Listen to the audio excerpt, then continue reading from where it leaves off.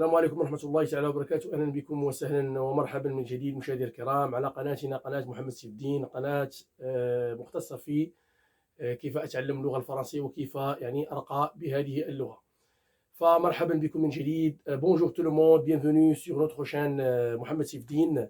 Donc ravi de vous retrouver encore une fois sur notre chaîne et ravi de vous rencontrer pour vous présenter une nouvelle leçon qui porte le titre de les types de phrases complexes. Aujourd'hui, on va voir une autre leçon, une nouvelle leçon de grammaire, bien sûr, qui concerne les types de phrases complexes. Alors, avant de passer bien sûr au détail, à l'explication du texte, مشاهدي الكرام كما تعلمون أن la phrase, c'est quoi la phrase? Nous avons déjà présenté dans les vidéos précédentes, قرينا c'est quoi la phrase. قلنا بأن la phrase هي مجموعة كلمات إما تتكون من كلمة واحدة ou bien deux ou plusieurs. Donc la phrase c'est quoi?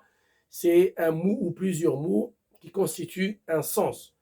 Bien sûr, كتكون عندها معنى. La phrase, il doit avoir un sens. Bien sûr, qui est construite correctement, grammaticalement et sémantiquement. يعني خصها تكون مبنية يعني صحيحة في la grammaire ديالها et le sens. يعني c'est pas seulement le sens, c'est pas seulement la grammaire. Les deux côtés. ديال la phrase d'une manière générale. Bien sûr, aujourd'hui, غنتكلموا على la phrase, les types de phrases complexes. كنعرفوا بأن كاين انواع ديال لا فراز. كاين لا فراز سامبل، لا فراز كومبلكس، وكاين لا فراز نومينال، لا فراز فيربال. هاد لا فراز نومينال، لا فراز فيربال on va voir dans une autre vidéo inchallah. Aujourd'hui on va travailler essentiellement sur les types de phrases complexes. ونتكلموا على معطى عام. On va présenter d'une manière générale شنو هو les types de phrases complexes les plus connus dans le français. D'abord, on dirait la distinction entre la phrase simple et la phrase complexe. Donc, on va voir c'est quoi, quelle est la différence entre la phrase simple et la phrase complexe. يعني الجملة البسيطة والجملة المركبة. كما تعلمون مشاهدي الكرام أن la phrase simple c'est quoi? Qui contient un seul verbe conjugué. Par exemple, Pascal descend vite de sa voiture. Alors, c'est quoi la phrase simple? La phrase simple هي كتكون من un seul verbe conjugué. Je parle de verbe conjugué, c'est pas verbe à l'infinitif. À condition que ce verbe soit conjugué dans la phrase, bien sûr, on appelle phrase simple. Alors, il a une phrase, il a un seul verbe conjugué dans une phrase, quoi qu'il soit longue, pratiquement longue, au niveau de la longueur, et c'est une phrase simple. Donc, la longueur ne compte pas. Mais chez la longueur qui justifie que cette phrase est une phrase complexe. Non. C'est le nombre de verbes conjugués dans la phrase. Passons maintenant à parler de la phrase complexe.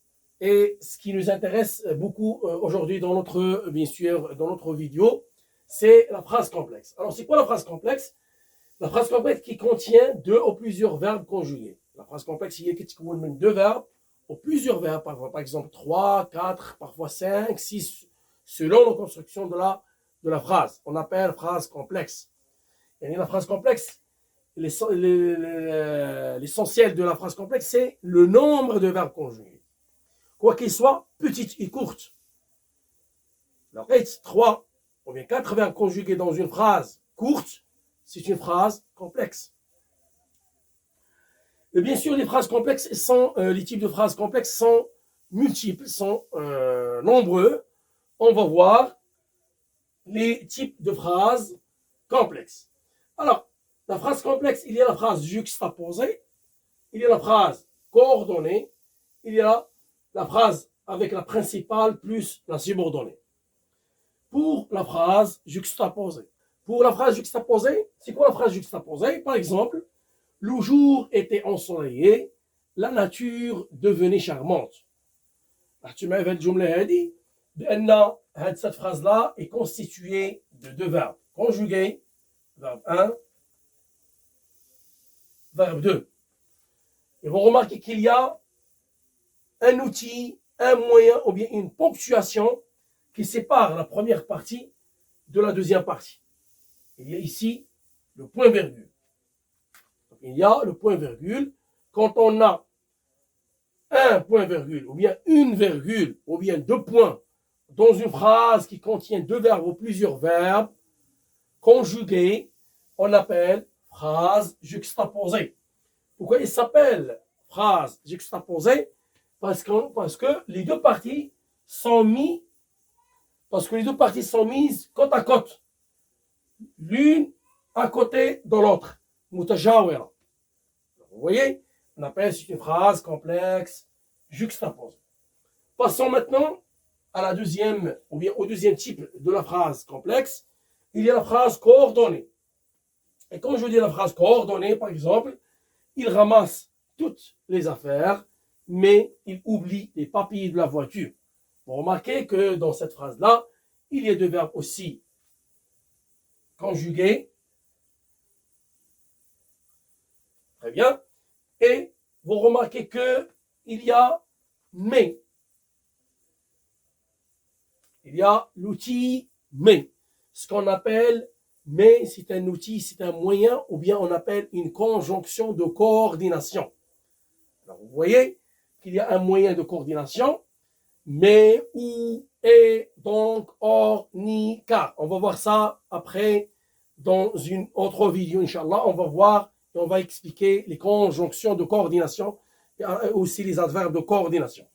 Par exemple, on peut utiliser pourtant, toutefois, alors. Ce sont des adverbes qu'on utilise pour faire la coordination.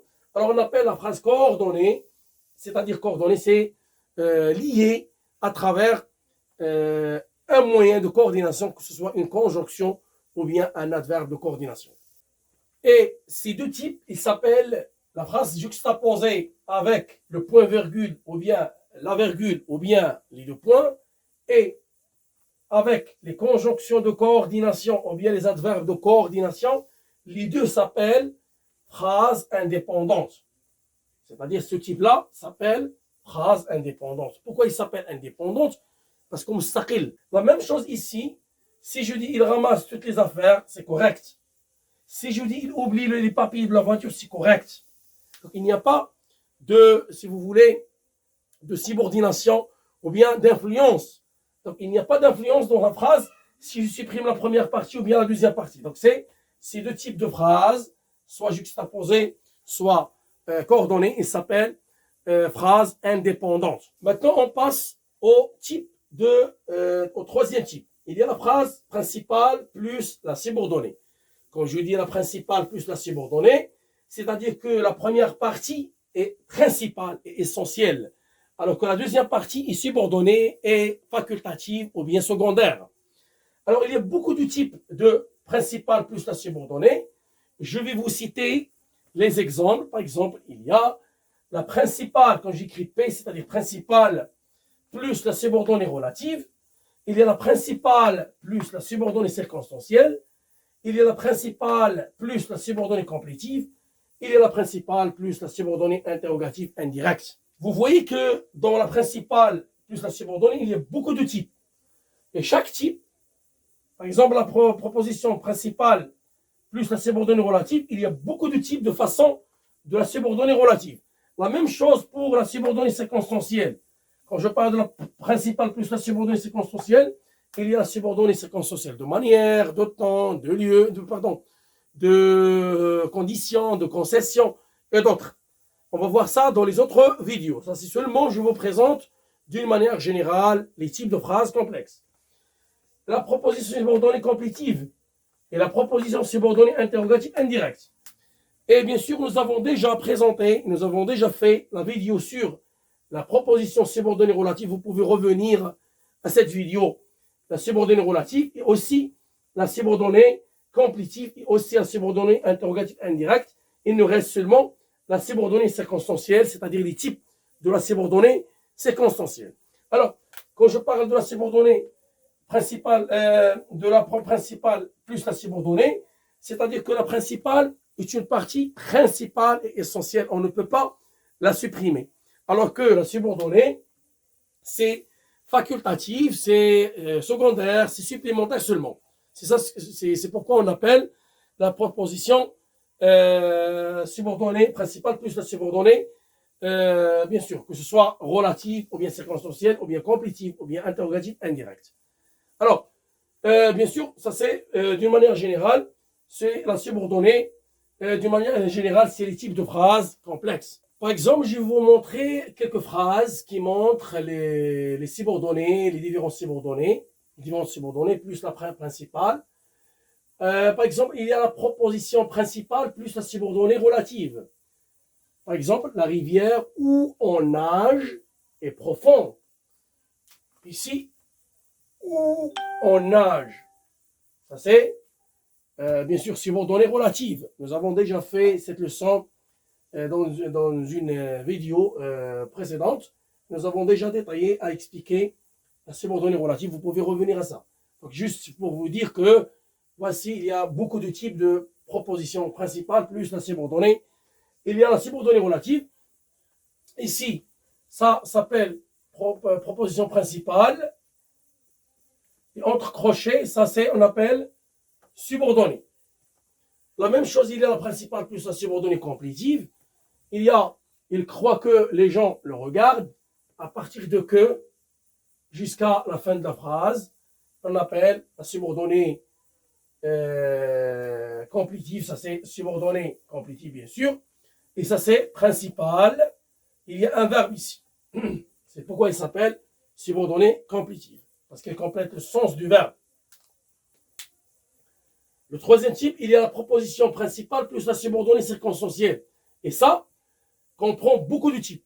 Il y a la subordonnée circonstancielle de temps, conséquence, de but, et ainsi de suite.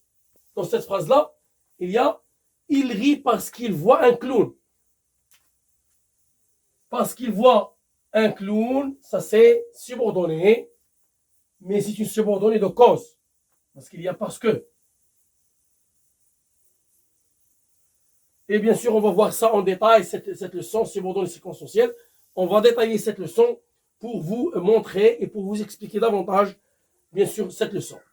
Et puis, il y a la proposition principale plus la subordonnée interrogative indirecte. Par exemple, il se demande pourquoi il n'a pas réussi.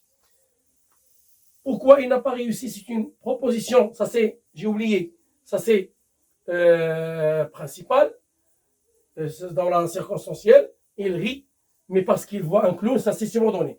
Et pour la deuxième, la phrase suivante, il y a un subordonné interrogatif indirect, il se demande pourquoi il n'a pas réussi, ça c'est une subordonnée, bien sûr, interrogatif indirect, et ça c'est principal. C'est clair? Alors, vous voyez que dans la subordonnée interrogative indirecte, nous avons déjà fait cette leçon aussi. Vous pouvez voir sur notre chaîne. Il se demande pourquoi.